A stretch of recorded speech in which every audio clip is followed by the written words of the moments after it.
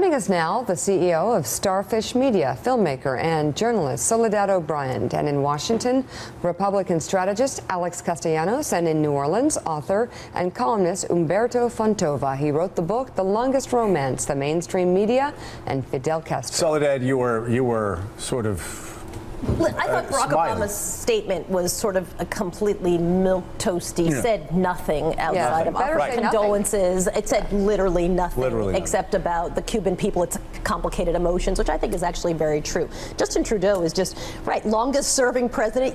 Yeah, because you force people to vote for you. He must be 28. That's insane. And not very adept. And I think the problem whenever we have discussions about Cuba, is that everyone thinks of it in a very binary way. Castro was this or Castro was this, and it's actually very complicated, and it really very much depends on where you sit, and really what your circumstances were under Batista will also influence how you feel. Absolutely. About Castro? My mom's Afro-Cuban, right? So under Batista, her family did horribly, and my mom used to always say, under Batista would only kill you. Castro would kill you, and then he'd make sure your parents never had a job again, and he'd make sure that your children never had housing, right? So both terrible, but terrible in different ways. And I think a lot of the nuance in Fidel Castro is really lost because people like to believe he's evil or, oh my goodness, literacy and healthcare. And it's a much more complicated discussion. So Alex, talk about your experiences, your family's experiences, and also your feelings this morning. Well, I'm, the death of a tyrant, a little bit of hope for the Cuban people. I'm trying to celebrate by liberating as many cigars from communism as I can. But my parents got me out of Cuba in 1961 because I was 6 years old in preschool, and, when Castro came into power, the teachers were indoctrinating the kids. I was bringing home pictures to color in of the brave Cuban soldier bayoneting the cowardly American soldier. At school one day, the teachers asked the kids, hey, kids, close your eyes and pray to God for ice cream, and we did. No ice cream. Kids, let's ask Fidel for ice cream. Yay, we got ice cream. And, my folks wanted us to have the freedom that the Cuban people still don't enjoy today. I mean, there are families in Cuba who have turned over their kitchen tables and tried to float across 90 miles of open water and stormy seas to get out of that place. And that milquetoast statement by the president, that idea, this is the president who says he draws red lines and they turn out to be very pink and fuzzy. And that weakness, I think, in Obama, he's all carrot and no stick. That's one reason Donald Trump got elected.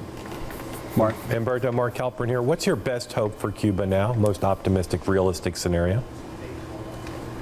Nothing's going to change, but here we're hearing about complicated emotions. We're hearing about strong emotions. Folks, Castro regime jailed and tortured political prisoners at a higher rate than Stalin's regime during the Great Terror.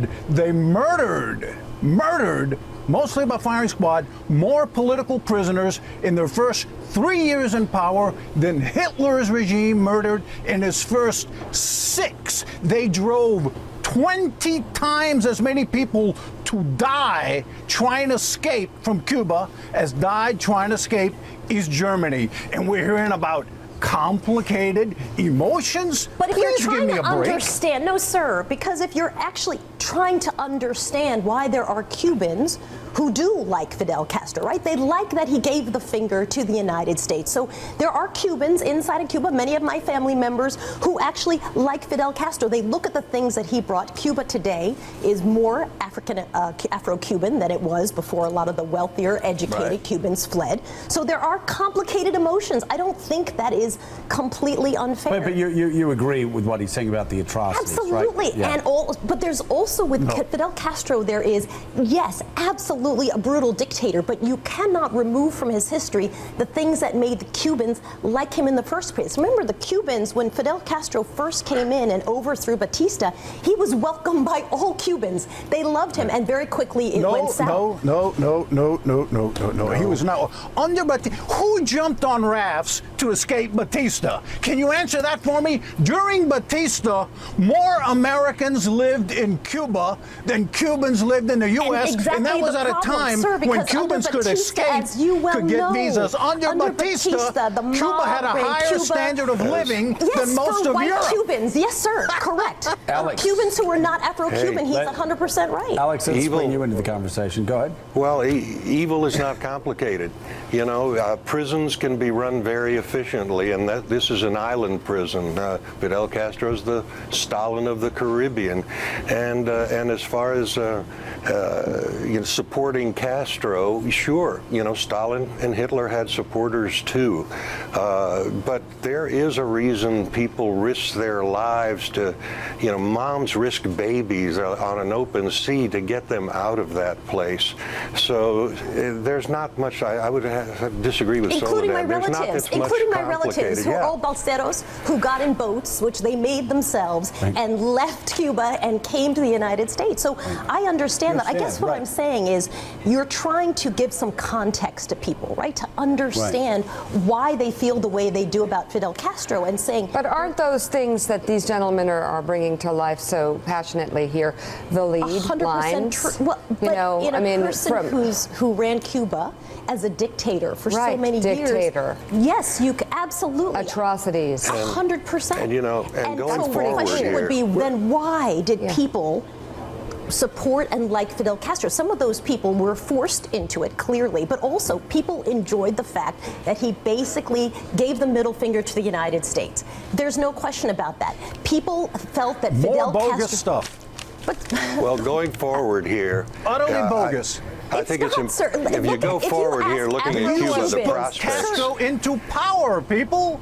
This is Look, fully documented. There is I a think quote one from the thing- former ambassador to Cuba. He said, without U.S. help, Castro would have never taken power. Everyone in the CIA and everyone Alex. in the State Alex, Department jump was in pro and- Let's go to Mike Castro. Barnicle. I think Right here. it's Hold on one second. a little. We got a traffic jam here in the intersection. Mike Barnicle. Alex, am I wrong in being struck by the fact that all of these decades of Castro's power over Cuba and Cubans, 90 miles offshore, is this an indictment of the fact that we don't teach history well in this country to our own people about what is happening, only 90 miles off our shore? Oh, I think it's a huge indictment, Mike. I think you're right about that. For example, I think it's important to understand now that there are no softliners in Cuba. Raul Castro may have opened up the economy a little bit, but it's not to provide an alternative to tyranny and communism. It's to rescue tyranny and communism. They have no money, and they need hard dollars to sustain this regime. Who runs the Cuban economy? There's a conglomerate called Gaesa that 80% of Cuban economic activity goes through this conglomerate. Who owns that? The Cuban military, the Revolutionary Armed Forces. Who runs it? Raul Castro's son-in-law, Luis Alberto Rodriguez. So this is an economy, an island that is completely run by the military. Even if Raul Castro were to die today, who would be in charge? The Cuban military. This would be Egypt, but less friendly. Soledad. He's right about that. You know, my cousin, before he was able to flee Cuba, used to tell me about voting day. And he'd say, starting in the morning, your neighbors would knock on your door. So, comrade, have you gone to vote yet? Right? And then at 2 o'clock, by then your family's hysterical because you refuse to go vote.